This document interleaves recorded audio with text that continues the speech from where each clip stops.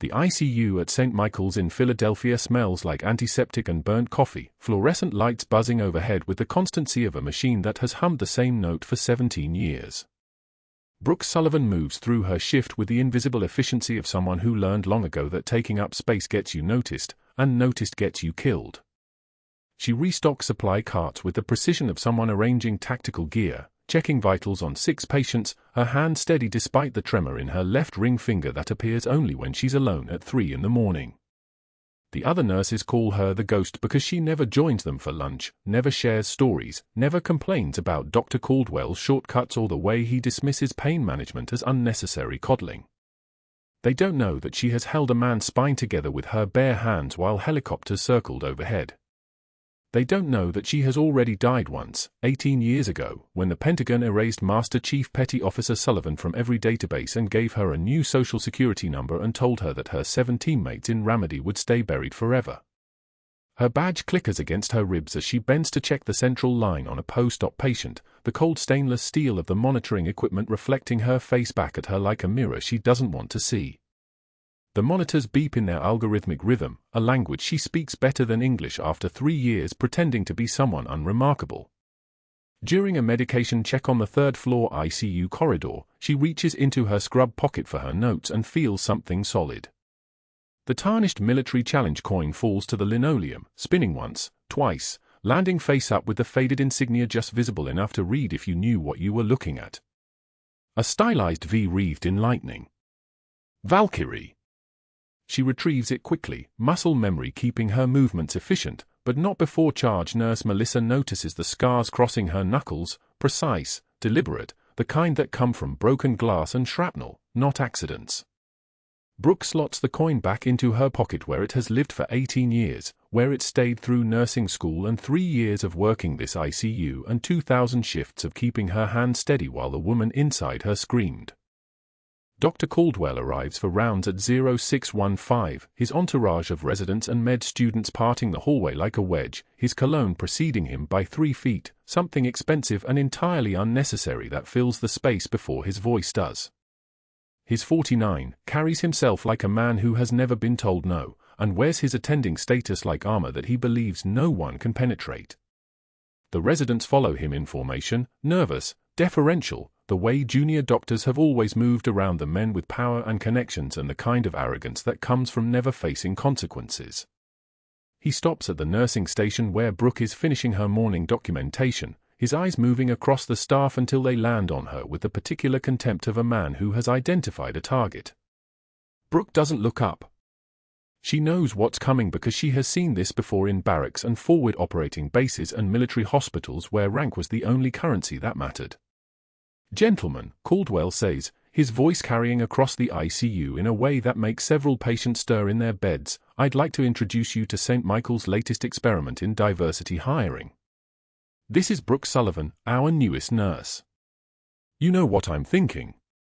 He pauses, and Brooke's jaw tightens almost imperceptibly as she continues writing. "I'm betting she doesn't make it a week. $2 says she quits before Friday." One of the residents laughs nervously. Another looks at his feet. The nursing staff goes very still, the way prey animals do when they sense a predator. Melissa looks directly at Caldwell with a flash of anger, but she says nothing because he sits on the hospital board and his family donated the new cardiac wing and everyone knows the game. Brooke's pen doesn't stop moving. Her heart rate doesn't elevate. The tremor in her ring finger doesn't appear. She has been called worse. She has been blamed for things that weren't her fault. She has been erased from history by people with far more authority than an attending physician, and she has survived it. What is a week's worth of contempt from a man like this? What is money on the line when her entire life is already a wager against discovery? She finishes her note and sets the pen down with the same measured control she would use to disarm an IED. Only then does she glance up, meeting his eyes for exactly 1 second. He looks away first. He doesn't realize this. He tells himself it's because he's already moved on, already forgotten about her, already turned his attention to impressing the residents with his knowledge of some new sepsis protocol. But something in her face, something in the flatness of her stare and the absence of fear, registers as wrong. He will spend the next week trying to figure out why she bothers him. He will tell himself it's because she doesn't react, and he will tell himself that he enjoys reactions. Lunch comes at 1200, and Brooke sits alone in the hospital cafeteria the way she always does, at a table by the window where she can see the parking lot and the access roads and anyone who approaches from more than 30 feet away. The tray in front of her holds a turkey sandwich, applesauce, and water. She eats slowly, methodically, fueling the body without tasting anything because taste requires presence and presence requires vulnerability and vulnerability requires witnesses. Dr. Caldwell walks past her table without seeming to, but his trajectory is deliberate. She knows because she was trained to read trajectories. She was trained to predict violence before it happens. Her hand is on the water glass when he stops directly beside her, and when she looks up, she already knows. You know what your problem is. His voice is loud enough that the cafeteria notices. 3 people turn to look. A nursing assistant at the next table suddenly becomes very interested in her phone. You don't respect the hierarchy here. You act like you belong somewhere you clearly don't. Brooke's jaw tightens almost imperceptibly. Her hands remain visible, palms down on either side of her tray. Sir, I'm on break. That's exactly what I mean. No respect. His hand moves with sudden violence, sweeping across her tray, and the turkey sandwich, applesauce cup, and water glass scatter across the linoleum. The sound of breaking ceramic echoes across the cafeteria. He drops Staff Sergeant Marcus Chen's chart at her feet, the patient she had flagged yesterday for contaminated line placement, the patient whose history is written in a language only she can read. Pick that up, sweetheart. Then pick up your attitude. The room goes dead silent. Fluorescent lights buzz. Someone's coffee maker hisses in the distance. Brooke looks at the scattered items at her feet, then at the chart, then at Caldwell's face. She sees the triumph there. She sees the anticipation. He wants her to cry. He wants her to storm off. He wants her to give him something to report to the board, some evidence of instability, some justification for the $2 bet he's made against her survival here. She stands. She bends. She begins picking up pieces of ceramic, methodical and unhurried, placing them on the upended tray. The applesauce has splattered across the floor like a small crime scene. She retrieves it. She picks up the chart and reads the name on the spine without changing her expression. Chen. Her hands are completely steady. Her face betrays nothing while the other staff look away in embarrassment, while Caldwell waits for some kind of reaction, while the weight of 18 years of hiding presses down on her shoulders like body armor made of silence. Thank you for the reminder, Doctor, she says quietly, and her voice carries the kind of calm that comes from having already survived the worst that can happen to a person. I'll be sure to maintain proper respect for the hierarchy. It's the right thing to say. It's the thing that tells him he won, that she understands his power, that she will comply. He nods, satisfied, and walks away without realizing that something about the steadiness in her voice, the absence of shame in her bearing, has rattled him in a way he can't articulate. The rest of her shift passes without incident. She checks on Chen twice, notes the red streak along his central line placement that confirms everything she told Caldwell about contamination risk. She documents her findings. No one reads them. Caldwell has already decided that she is the problem, not the protocol, not the shortcut, not the way he prioritizes speed over safety. The unit runs with the machinery of institutionalized negligence, and she is just one nurse carrying the weight of knowing things no one wants to hear. That night, alone in her car in the parking lot, the Philadelphia rain hammering the windshield like applause, Brooke Sullivan reaches into her scrub pocket and pulls out the tarnished challenge coin. The metal is worn smooth from 18 years of being held, rubbed, gripped in moments when she needed to remember who she was before the erasure. The lightning wreathed around the V catches the amber glow of the parking lot lights. She turns it over in her hands, this piece of wreckage from a different life, and allows herself exactly 30 seconds to remember. She remembers the weight of a child clinging to her body in a Ramadi market, 8 years old, terrified, bleeding from shrapnel wounds. She remembers pulling him behind a collapsed wall while rounds punched through concrete. She remembers his name then, Marcus, and his eyes wide with a fear that no child should ever hold. She remembers the challenge coin she pressed into his small palm and telling him that someday, when he was old enough, when he was brave enough, he would understand what it meant. She remembers thinking he would die there. She remembers the medevac arriving in time anyway. 30 seconds. Then she closes her fist around the coin and lets the rain wash the memory away. The smell hit her first, antiseptic and diesel fuel mixing in the ER bay as the Black Hawk's rotors still hammered the air outside. Brooke stood at the medication cart, medication order suspended in her hands, watching the trauma team swarm around the stretcher like they'd rehearsed it 1,000 times. They hadn't. Staff Sergeant Marcus Chen arrived at St. Michael's at 7:08 on a Wednesday morning, airlifted from Fort Bragg with a subclavian artery injury from a training accident that had gone catastrophically wrong. The flight nurse barked vitals as they moved, BP 94/60, dropping. Heart rate 118. O2 sat 88 on high flow. Subclavian laceration, field dressing soaked through. ETA to OR 5 minutes. Brooke should have stayed at the medication cart. Should have let the trauma surgeons handle their patient. But something in her body moved before her mind caught up, and she found herself at the stretcher's left side as they wheeled through the double doors. The man on that stretcher was 26, maybe 27, his face scarred across the left jaw and his left shoulder wrapped in field dressing that was already bleeding through to the second layer. She saw his face and recognized nothing.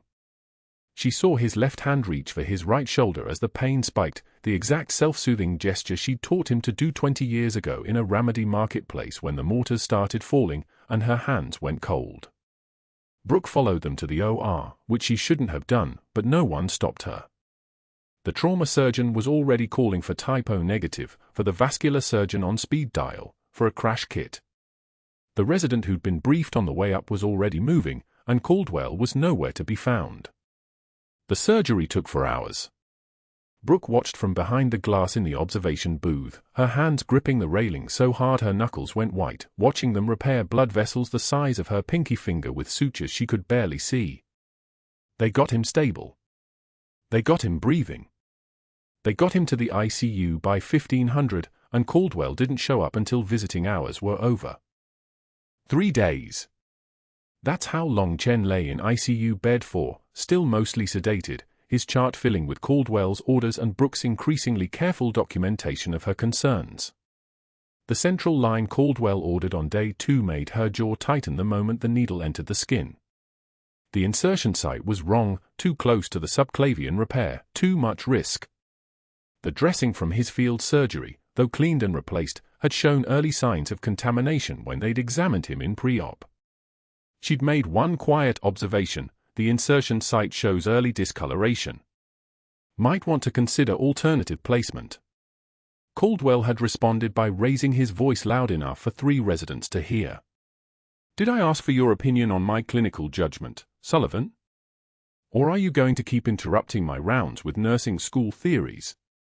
The resident inserting the line had hesitated for exactly 1 second. Caldwell had leaned over his shoulder. Go ahead. It's fine. She worries about everything. The line went in. Brooke documented it with perfect clinical precision, central line placed by Dr. Caldwell at 14:28, patient sedated with midazolam 2 mg 4. Brooke notes early erythema at insertion site consistent with field dressing residue. Recommend monitoring Q1H. Recommendation communicated verbally to Dr. Caldwell at 14:32. The hours blurred into the kind of shift rhythm that only ICU nurses understood. Vitals every 2 hours. Medication rounds on the hour. Dressing changes that she performed herself, watching the insertion site with the intensity of someone reading tea leaves. By day 3 at 2300, Chen's temperature was 98.1. Normal. By 0200 on day 4, it was 101.4. By 0400, it was 103.2, and Brooke was drawing blood cultures from a peripheral line, her movements automatic and precise. She'd done this before, red fever spikes, knew what they meant, understood the language of bacterial bloom. She paged Caldwell at 0415 and got a call back at 0432. Central line contamination possible, she said, her voice level, measured, deferential. Fever spiked to 103.2 in last 4 hours. Early erythema progressing. Should we consider line removal and culture of the tip? Caldwell's voice came back tired and irritated. Did you check his medications? Is he post-op fever? That's called inflammation, Sullivan. It's expected. 5 days post-op, she said. Fever this fast doesn't fit the timeline. The insertion site shows. Give him Tylenol. Caldwell's voice had that edge now, the one that meant he was done with her. And stop calling me about routine post-operative changes. This is why you're a nurse and I'm a doctor. Experience recognizes patterns. You're seeing problems that aren't there. Call me if he codes. Otherwise, manage his comfort and let me sleep. The line went dead. Brooke held the phone for 3 seconds, then set it down on the counter with a precision that matched everything else she did. Tylenol.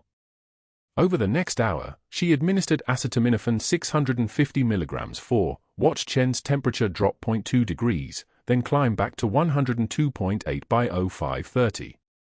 She ran another set of vitals. Heart rate 126. Respiratory rate 22. His breathing had that quality now, slightly rapid, slightly shallow, the breathing of someone whose body was fighting something it couldn't see. But that wasn't the worst part.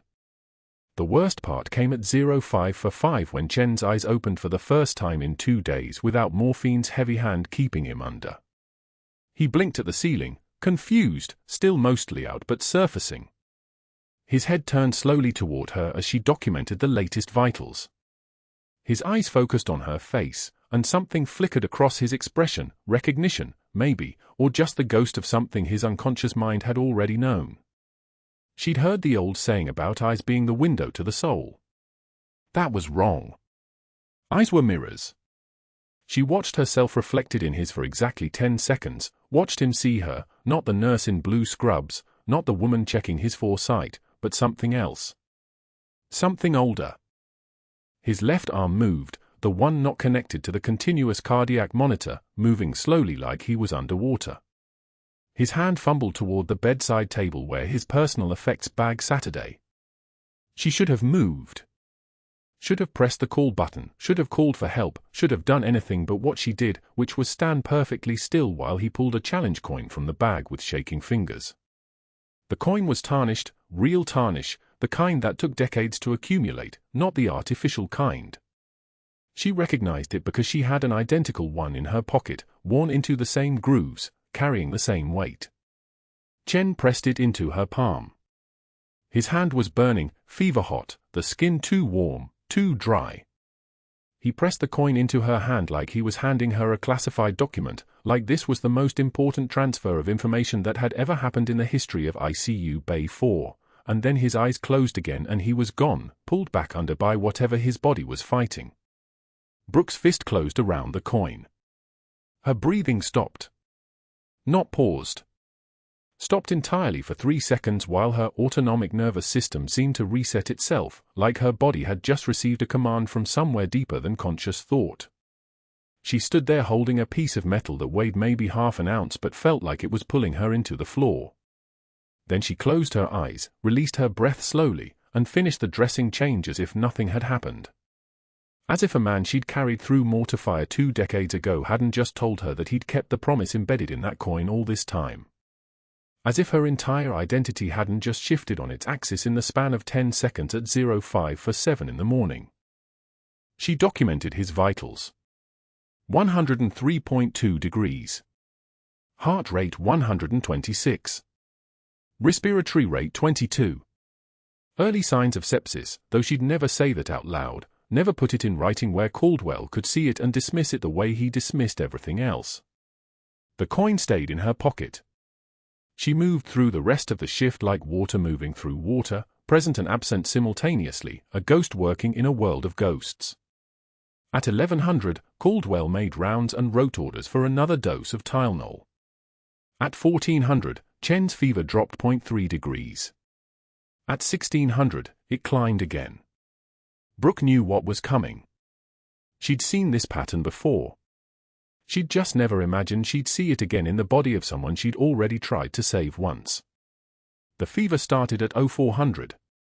Brooke noticed it first, 103.2 on the thermometer, and Chen's skin had gone the color of old wax.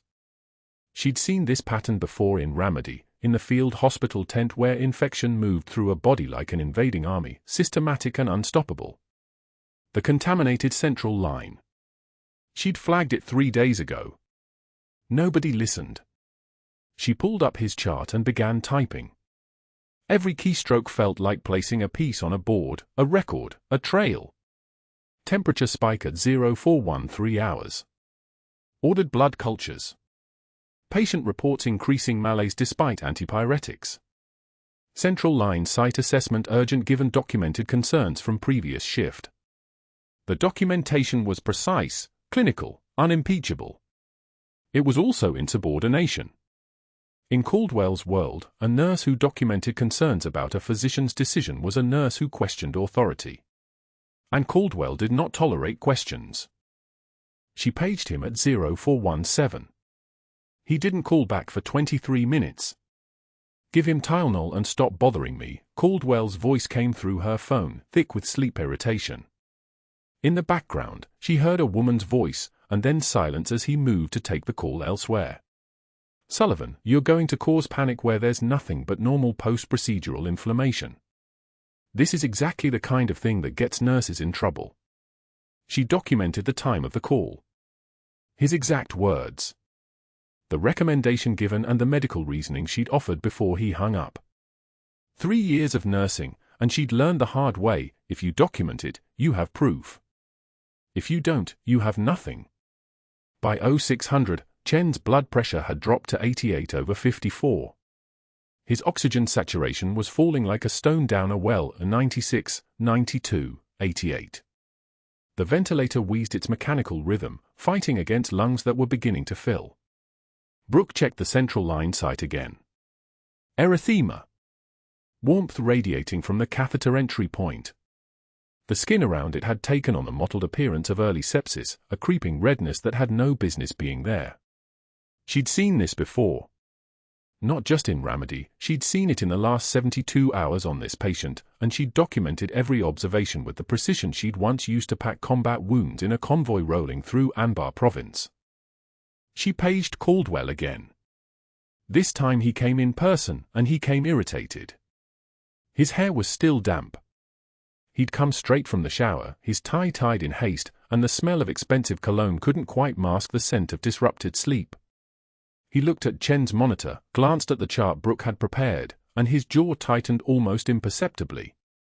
Routine central line assessment, he announced to the 3 residents trailing behind him like ducklings.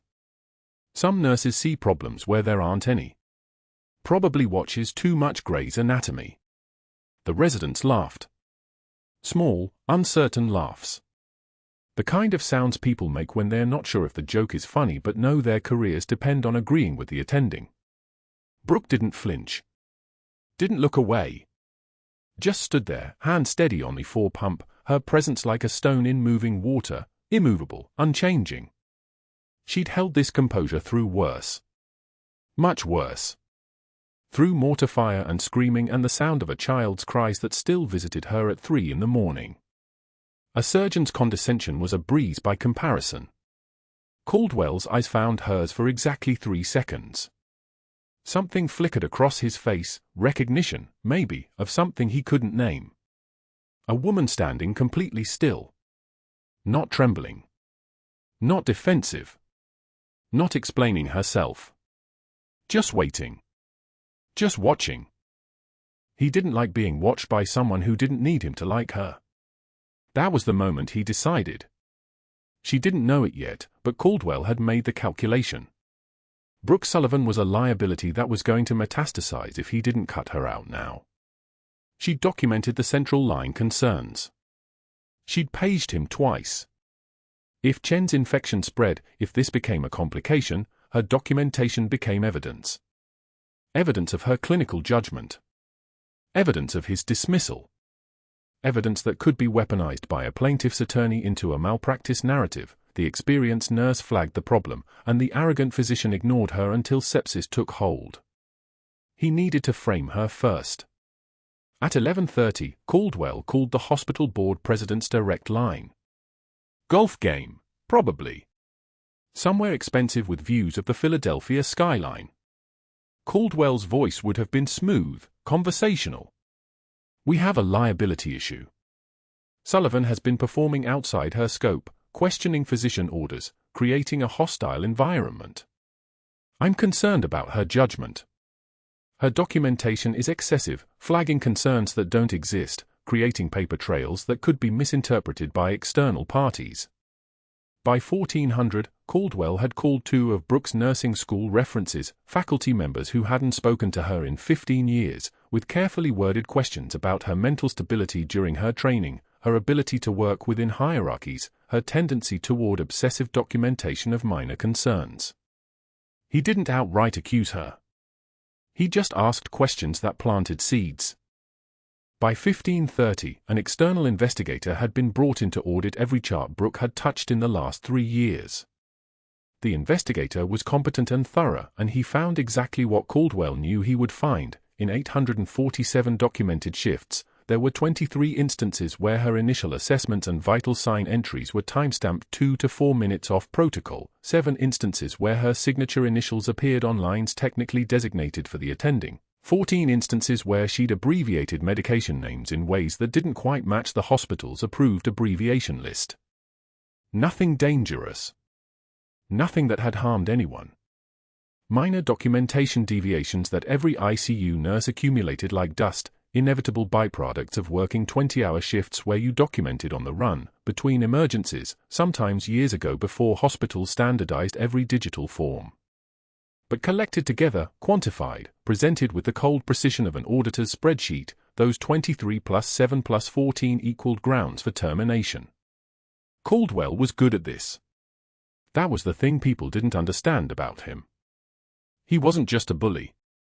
He was a predator with institutional knowledge, with understanding of how systems worked, how to use policy as a weapon, how to make the thing you wanted to happen appear inevitable and righteous. He'd already begun making calls to ensure that when her termination came, it would be swift and unchallengeable. But that wasn't the worst part. At 1847, Chen coded. It should have been routine. Just a dressing change on the central line, a clean-up procedure that took 8 minutes. But the contaminated catheter had been seeding his bloodstream for 70 hours, and sepsis doesn't announce itself. It just reaches a critical mass, a threshold, and then the entire system begins to fail. His heart monitor spiked first, the rhythm becoming irregular, chaotic. The alarms began their ascending wail, a sound like emergency itself given voice. Brooke was at his bedside before anyone else moved, her hands already reaching for the defibrillator pads, her voice dropping into a register she hadn't used in 3 years. Get me a crash cart.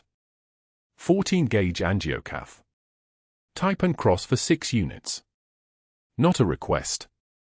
A command. The timbre of someone accustomed to being obeyed instantly, in situations where hesitation meant death. The residents moved without question.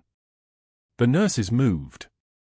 The air pressure in the room seemed to change, to recognize that something had shifted, that the hierarchy that had existed 30 seconds ago no longer applied. Caldwell arrived at 1851, stepping into a room where Brooke had already initiated compressions, where her hands moved with the terrifying fluid precision of muscle memory, where 15 years of civilian restraint was evaporating like morning dew under the weight of immediate necessity. She was moving like someone who had done this before, many times, in places where the electricity of combat medicine rewired your nervous system into something other than ordinary. Her jaw was set. Her breathing controlled. Her eyes focused on the monitor with the intensity of a predator tracking wounded prey. I've got this, Caldwell said, stepping toward the crash cart. Brooke didn't look away from the monitor. Stand back. The words were quiet. The tone was absolute. Caldwell hesitated. For the first time, he hesitated, because there was something in her voice that had changed. Something that suggested that if he moved toward that crash cart, if he tried to take control, if he attempted to reassert his authority in this moment where someone's life was disappearing like sand through fingers, there would be consequences he couldn't manipulate away. He stepped back. The room went dead silent except for the hiss of the ventilator and the rapid-fire beeping of the monitor. O2 saturation climbing. 68, 72. 79, sinus rhythm emerging from the chaos like an island forming in turbulent water. Chen's pupils reactive. Perfusion returning to tissue that had begun to die. At 1856, they had him stabilized. Brooke stepped back from the bed, her hands still steady, her breathing still controlled. She didn't shake. Didn't cry. Didn't need to sit down or process what had just happened. She simply noted the time, the interventions, the patient response, and began documenting with the precision of someone who understood that medical records were narratives written in real time for examination years later. Caldwell was watching her from the corner of the room, his earlier confidence beginning to crack like ice under spring thaw. The monitor alarm shattered the silence at 0347. One long, relentless wail. Ventricular fibrillation. Chen's heart had stopped singing and started screaming instead. Brooke was at his bedside in 2 steps. The four-port was still in his arm from the routine post-op assessment, standard vital signs, standard recovery protocol, when his rhythm dissolved into electrical chaos. She didn't call out. She didn't wait. Her hand found the code button on the wall and pressed it with the same calm she'd used to button her scrubs that morning, then she turned back to Chen and made her decision in the space between heartbeats. The crash cart was 90 seconds away. Chen had maybe 60. She moved to the emergency surgical kit mounted on the ICU wall, the one every nurse knew existed but hoped never to touch. Her fingers found the scalpel like it had muscle memory of its own.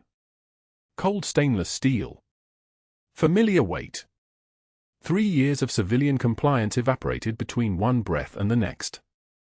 The left anterior lateral thoracotomy was muscle memory written in scars she couldn't see but could feel everywhere beneath her skin. Sterile field be damned, there was no time. There was only Chen's chest and the knowledge burning through her hands like white phosphorus that this 8-year-old boy, this green beret warrior, this human being who had pressed a challenge coin into her palm, was not going to die on her watch. Not in Philadelphia. Not in a civilian ICU. Not when she could feel the rust falling away. The scalpel opened him like she'd done it 1,000 times in Ramadi, in the darkness of a casualty collection point where the sound of mortars landing 50 yards out made the ground jump and the sand got into everything, the bandages, the catheters, the spaces between her ribs. Muscle memory. That was what the army called it. Brooke called it the thing that never actually left, no matter how many years you spent pretending to be someone else. Blood welled up in the opening. She didn't hesitate. Her fingers found the pericardium and breached it with the same precision she'd used on 17 Special Forces operators who had somehow made it out of Ramadi alive because her hands had remembered how to hold things together when the world was ending. The ribs spread like wings. Chen's heart lay in her palm. Fibrillating. Arrhythmic. Dying. She began direct cardiac massage, her bare hand cradling the left ventricle, pressing with rhythm that came from somewhere deeper than training, from the place where she'd kept 20 years of this knowledge locked away like a classified file. Squeeze. Release. Feel it stutter. Feel it remember. Her hands moved with the terrifying fluid precision of someone who had already survived worse than this, who had already held death in her palms and refused to let it win. Come on, Chen. Her voice was absolutely flat. Not today. The code team burst through the doors at 63 seconds. For nurses, 2 residents, the respiratory tech carrying the crash cart like it was a shield. They stopped dead when they saw her. Brooke stood wrist-deep in Chen's open chest, her scrub soaked in blood that looked black under the overhead lights, her face completely calm as she called out vitals and medications with the authority of someone who had done this in far worse conditions, in sandstorms, in darkness, with incoming fire shredding the walls around the surgical tent. I need 1 milligram epi 4. Her voice didn't crack. Didn't rise. Didn't ask for permission. Atropine .5. I want defibrillator pads on him now. They moved.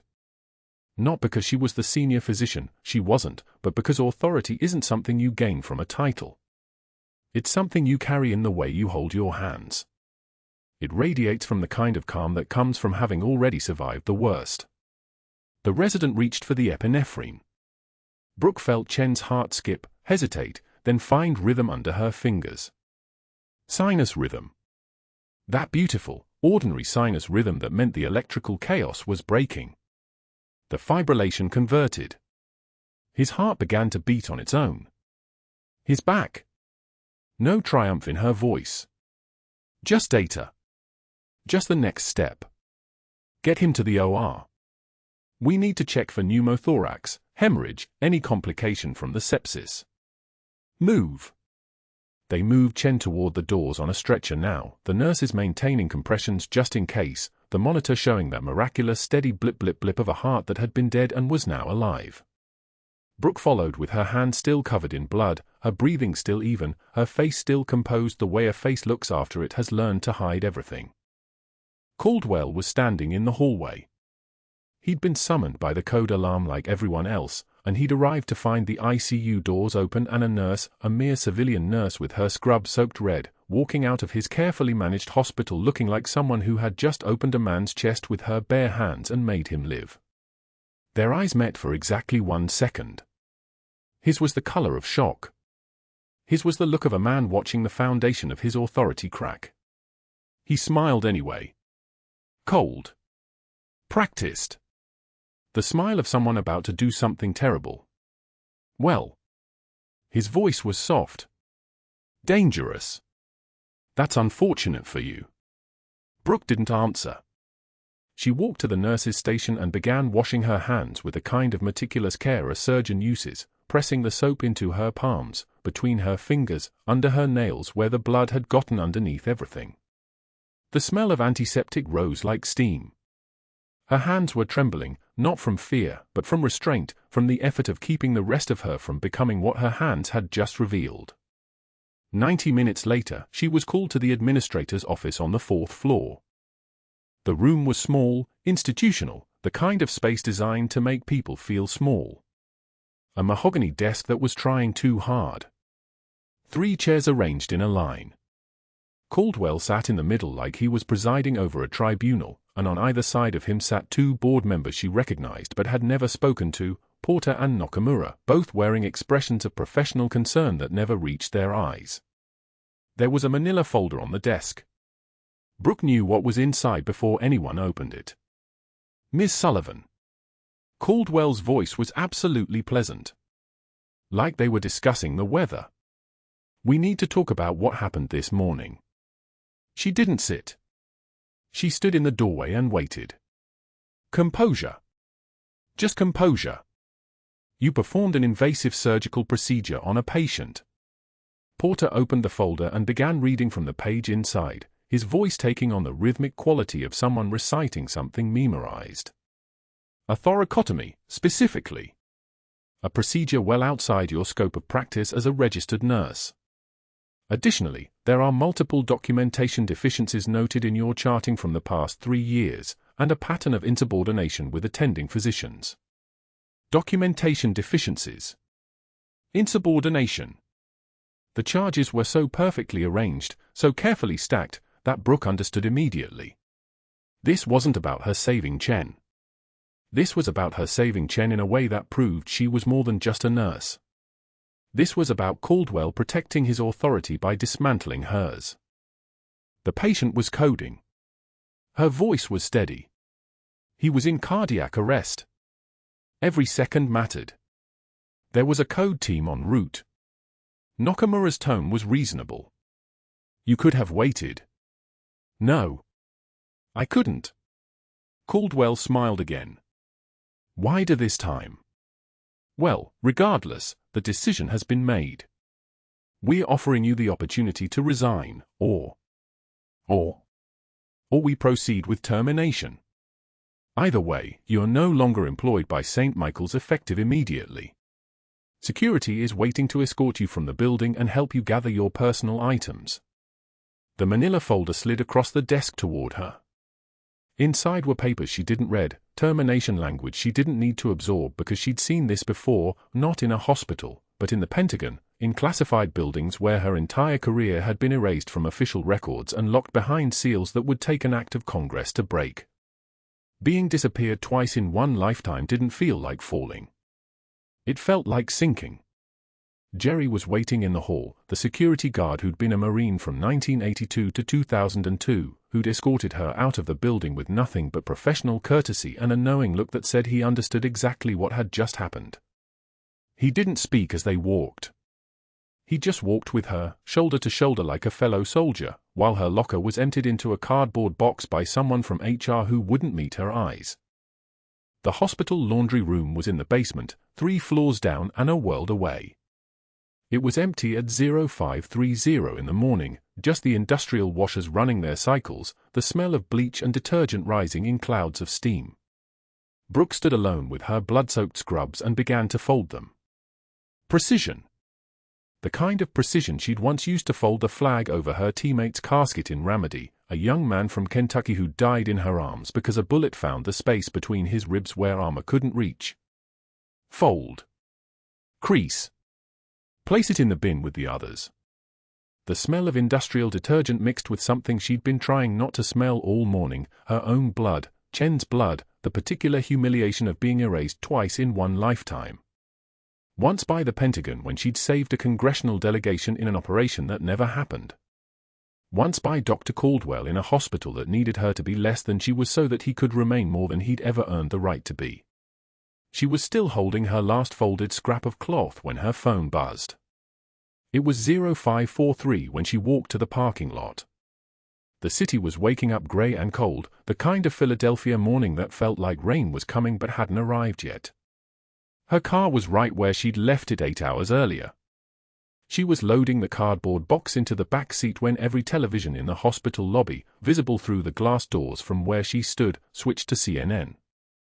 Her face filled the screen. Not the face that had just walked out of a hospital basement in defeat. This was different. This was her academy graduation photo, 22 years old, her in a dress white uniform, her eyes clear and certain, her face belonging to someone who believed in something larger than herself.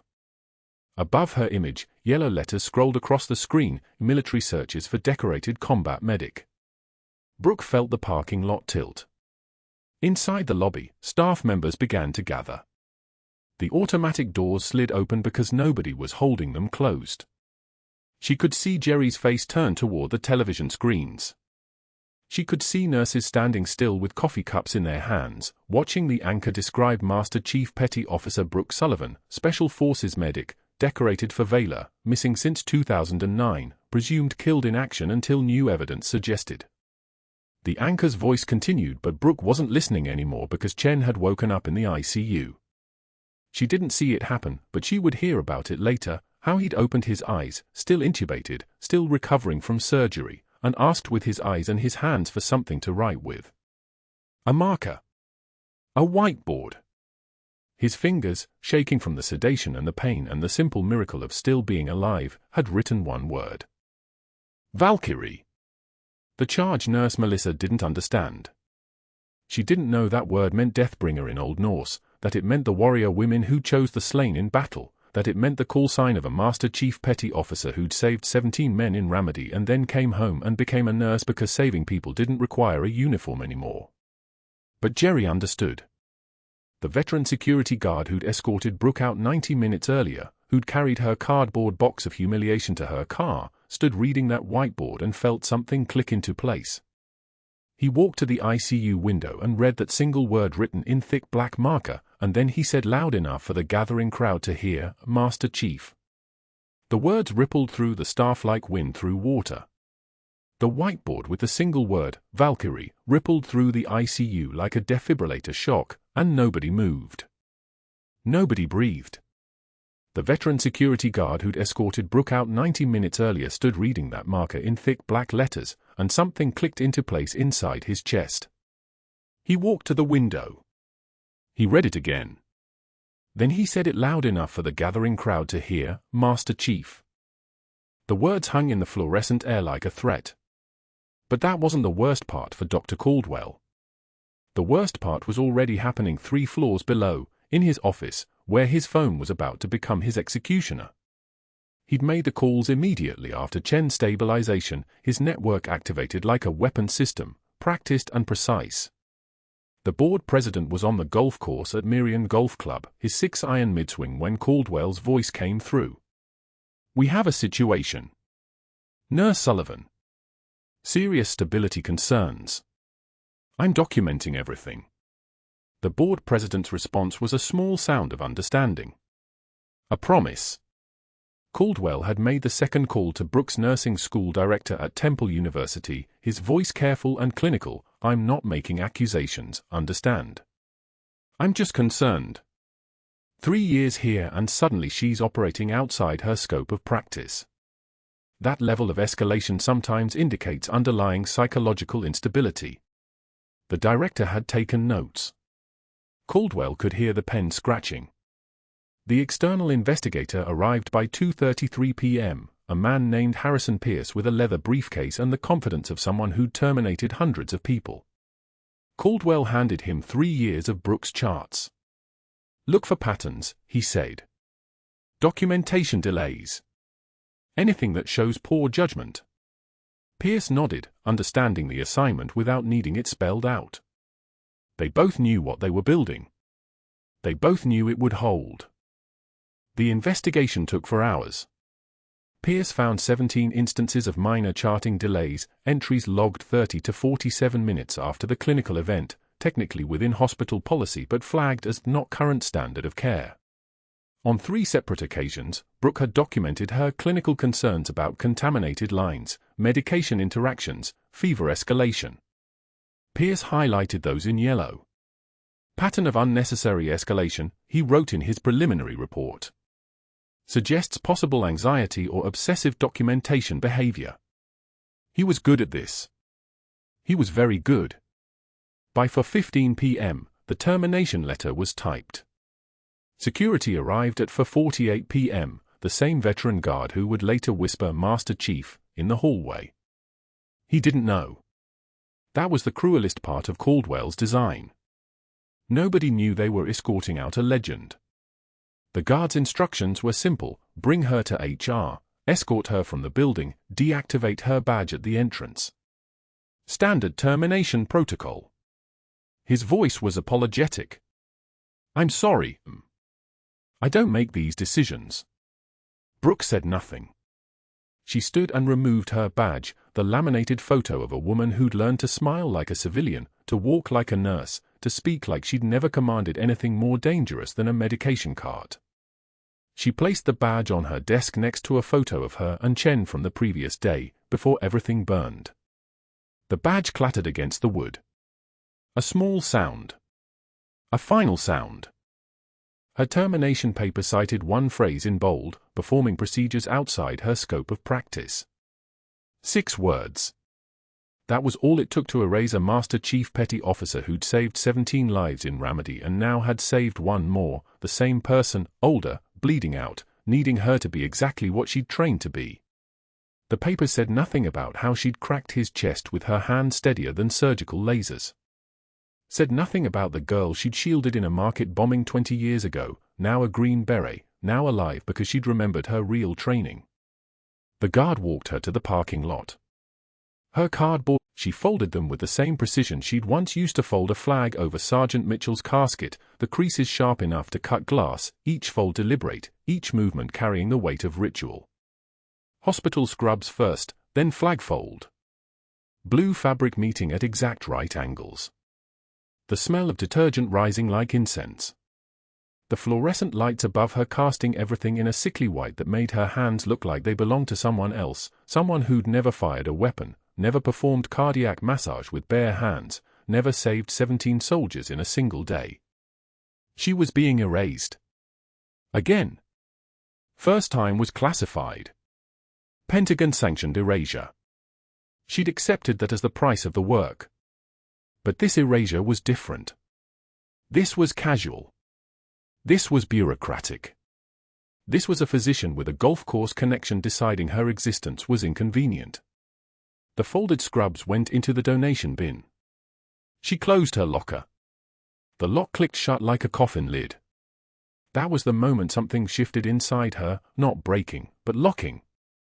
Not rage, but the kind of quiet certainty that came from having already died once and found yourself on the other side.